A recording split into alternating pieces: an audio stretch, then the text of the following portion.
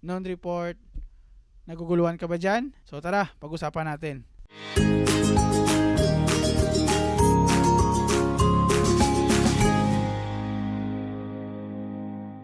Check. Hello guys, good morning everyone. By the way, once again, this is Jelord and welcome back to my YouTube channel or Facebook page. Ang pag-uusapan natin for today is about vessel operation. 1 hour notice, main engine test, rank up engine, standby engine, finish with engine, non-report. Naguguluhan ka ba dyan? So tara, pag-usapan natin. Pero make sure na matapos mo tong video na to para malaman mo at masagot na yung mga nasa isip mo. At hi, ako nga pala si Jelord Rodriguez. Isa po akong chief engineer. Meron na akong 15 years of experience na pagtatrabaho sa barko. Way back 2012, nung pumasa ako ng OIC licensure exam sa PRC. After ko mapasa yung exam, ay nag-practice na ako kung ano ba talaga yung mga standby engine, non-report, or main engine test. Yung tinatawag na kukuha ka ng flow meter para computein kung ano yung mga fuel consumption ng mga yan. So ang tawag pala dyan is vessel operation. Naalala ko pa dati nire-research ko yun sa YouTube, pero wala talaga akong makita kung paano ba ito magkakasunod-sunod. Kasi naguguluhan talaga ako eh.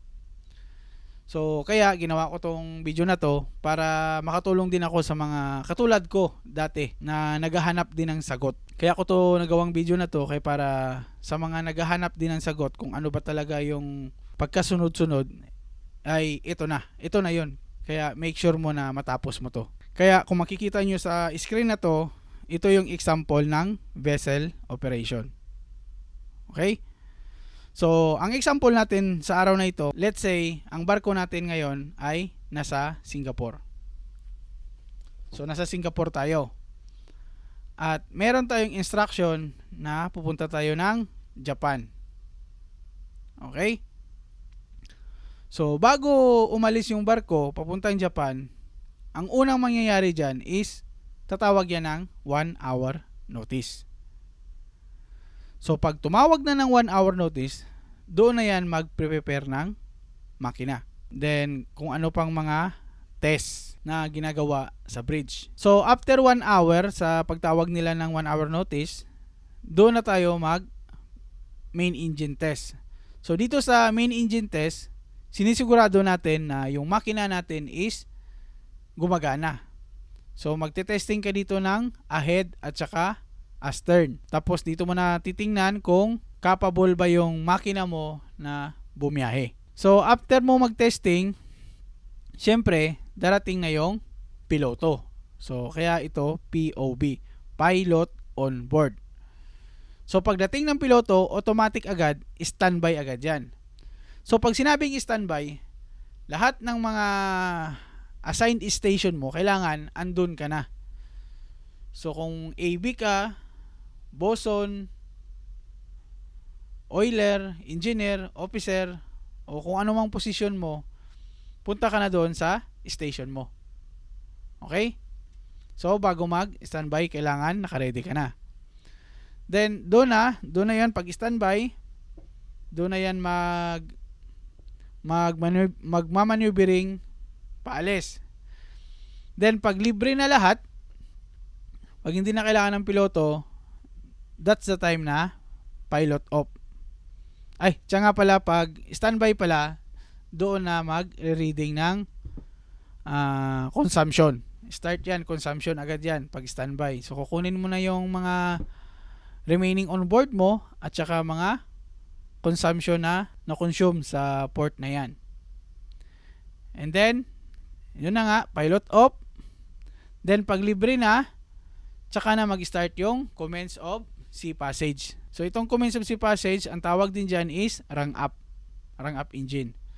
So pag rank up na, kukuha ka ulit ng flow meter para computein yung mga nakonsumo. So since na nakakuha ka na ng rank up at commence of sea passage na, so in every 12 o'clock after nung rank up, every 12 o'clock lang nun ay kukuha ka ng non-report. So dito na yon ang mga consumption ng fuel mo, fresh water mo, yung cylinder oil mo, lube oil, lahat. Lahat ng mga na produce or na consumption mo ay kinukuha yan dito sa, nilalagay yan dito sa non-report. Pati yung mga RPM mo, speed, so marami kang sinusulat dito sa non-report. So gagawa na lang natin yan sa susunod na video. So let's say may 4 ka na araw na non-report. So bali siguro mga 4.5 days yung biyahe. So bago ka dumating sa destination mo dito sa Japan, so ano ba, ito na yung barko natin paandarin na natin. Papunta na siya sa 1 hour notice ulit. So bago dumating sa port ng Japan, syempre magwa 1 hour notice ulit. So ang purpose ng 1 hour notice is para ma-make sure mo na ready talaga yung makina mo at ang mga equipment mo. So marami ka ditong checklist na i-check. So dito, ang most common dito sa main engine test is mag-testing ng astern propulsion. So pag natapos ka na ng astern propulsion, dito na aakyat yung piloto. Kaya make sure mo na bago umakyat yung piloto ay dapat nakatesting ka na ng astern para sigurado na responsive yung astern mo. At dagdag mo na rin pala, pag nag-testing ka ng astern, lagi mong i-check yung speed ng barko mo. Kasi minsan pag testing mo ng astern, yung iba hindi agad kumakagat. So bakit? So base sa experience ko, lagi mo siyang i-check. Lagi mong i-check yung ship speed kung ilan. So let's say for example, ang speed ng dead slow ahead mo or dead slow astern mo dyan sa barko na yan, halimbawa is 5 knots. So halimbawa 5 knots yung dead slow ahead mo at saka dead slow astern mo. So make sure mo na bago ka mag-testing ng main engine test astern ay dapat yung speed mo ay below 5 knots. Okay? Kasi ito yung isa sa mga reason bakit minsan na nahihirapan ka mag-testing ng astern.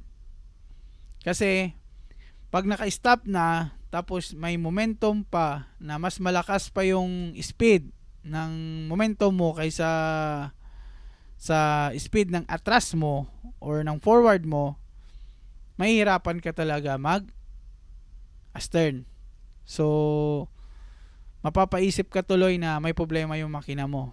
Pero actually, normal lang naman yan. Pero take note, magkaiba yung tinatawag na crash astern sa sinasabi ko ngayon. Okay? So, lagi mong i-check kung ilan yung dead slow ahead mo or dead slow astern. So, check mo yan kung, halimbawa, example, 5 knots. So, make sure mo na mag-testing ka ng astern is below 5 knots. Okay, so after ka na mag-testing, dyan na yan aakyat yung piloto. So, make sure mo na bago umakyat yung piloto ay nakatesting ka na. Then, after that, pag nakaakyat na yung piloto, syempre, standby na. So, pag standby na, doon na yung tinatawag na end of sea passage. So, pag naka-standby na, doon na kailangan, gaya dito sa pag-alis natin dito sa Singapore, kailangan nakapwesto na lahat yung mga tao. Okay? So, during standby, andun na lahat, busy to lahat. Ito yung pinaka-crucial pag nasa barko ka. Ito yung crucial operation sa barko, itong standby na to. Kasi dito na yung, kumbaga, didikit to sa puerto. So, once na nag-declare na si Kapitan na finish with engine, so meaning wala nang movement sa barko mo, Naka-secure na lahat, naka-in position na. So, kuha ka ulit ng flow meter. So, take note pala ito may mga ball pen na to at saka itong may check. Yan yung mga kukunan mo ng flow meter every tawag nila na standby, finish with engine at saka nun. So, kukunan mo yan siya ng flow meter or mga kung ano man yung requirements sa company nyo. Basta itong standby, rank up, noon, standby, finish with engine, noon. Diyan, marami kang i-readingin dyan. Kaya take note mo na ito yung mga nire-reading. Ito yung mga time na nagre-reading ka. Okay? So, pag baba ng piloto, and every noon sa puerto ay kukuha ka ng noon report. So, in every 12 o'clock to 12 o'clock ng noon. Okay? So, madali lang, di ba? So, pag halimbawa, aalis na kayo, so balik mo lang siya dito. 1 hour notice ulit, then main engine test, POV, standby. So, ganun lang. Paulit-ulit lang to. So, para mas madali mo siyang maintindihan, may ginawa akong pabilog. So, mag-uumpisa ka dito sa 1 hour notice. Then, main engine test, pilot on board, standby engine. Then, pilot off, rank up. Then, every 12 o'clock noon. Ito. Then, 1 hour notice ulit. Then, main engine test, pilot on board, standby. Then, finish with engine. Then, pilot off. Then, noon. So, ulit-ulit lang yan. Ganyan lang yung circle ng vessel operation. Okay? So, ito pa. Dagdag nyo na rin. So, kaya ko to dinagdag kasi para ma-identify nyo rin to. Yung at port, hours at port at saka hours at sea. So, magagamit nyo to pag gumawa kayo ng rest hour log nyo. So, kung napapansin nyo sa rest hour log nyo, merong at port, merong at sea. So, saan ba yung at port? So, ang at port at sea, ito lang yung pagitan yan. Finish with engine at saka rank up. So, lahat ng dito sa taas, hours at port yan. At lahat ng andito sa baba, hours at sea yan siya.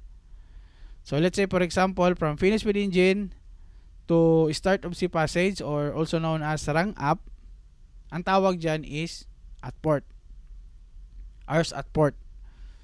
Pag mula naman dito sa rank up or start of sea passage to finish with engine, yan yung tinatawag na hours at sea. Okay? So, for example, nagdrifting kayo. So, saan nyo siya ilalagay? Hours at port or hours at sea. So, halimbawa, nagdrifting kayo or nag-angkorahe. So, lagi mo tatandaan, ito lang. So, halimbawa, galing kayo ng puerto, tapos natapos na yung discharging nyo, and then wala pa kayong loading port na schedule. So, nag-decide si kapitan na mag-drifting kayo doon sa labas or mag-angkorahe. So, once na nag-angkorahe kayo, pag dito kayo banda, dito sa part na to nag-angkorahe, hindi tumawag si kapitan ng rank up or yung bridge hindi nag-declare ng rank up, meaning yan, ang hours mo ay at port. So, hours at port ka pa rin. Hanggat hindi siya tumatawag ng rank up. So, hours at port pa rin yan. Okay?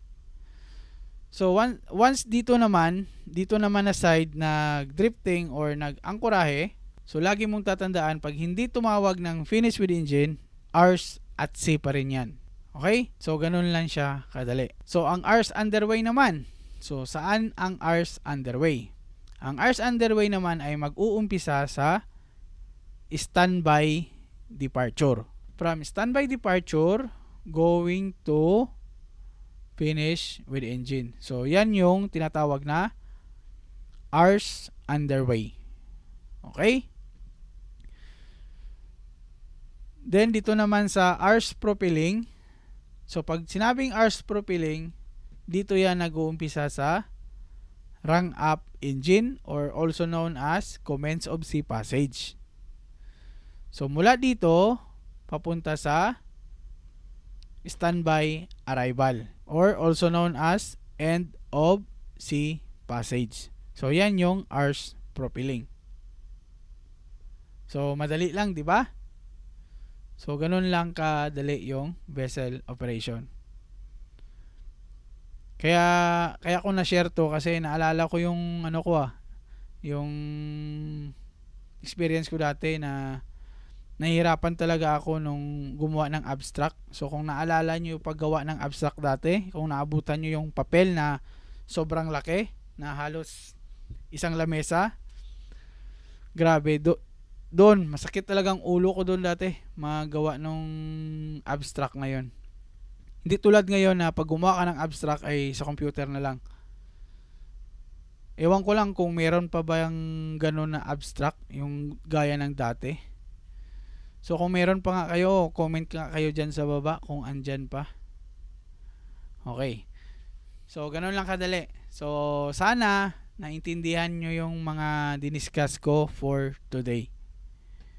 So for more clarification, question, or correction sa topic natin sa araw na to, please comment it down below or message mo ako sa aking Facebook page na Keep It Jelord para masagot kita ng personal. Okay, so hanggang dito na lang muna yung video natin. Maraming salamat sa panonood. Kung umabot ka hanggang dito, congrats sa'yo at alam ko darating din yung araw na magiging kabisado mo na lahat hanggang sa mag-superintendent ka. Okay? So, thank you very much. Bye!